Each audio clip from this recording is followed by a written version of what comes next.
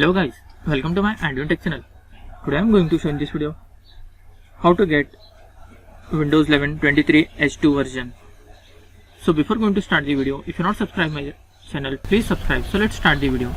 Guys, if you are already using Windows 11 older version, if you want to use Windows 11 latest version 23H2, then I will show you simple method to get this. First of all, you just need to click on start menu, then click on settings,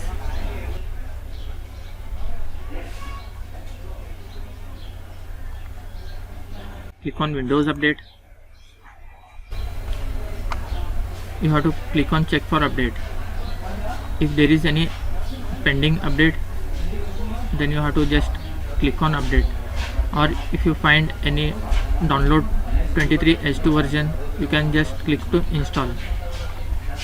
After that, it will take some time. You have to make sure that you are connected to the internet, and the download will begin. After some time, completion of this download, you have to restart your laptop or desktop. After completion of the restart, the latest version Windows 11 23H2 will be installed on your laptop or desktop.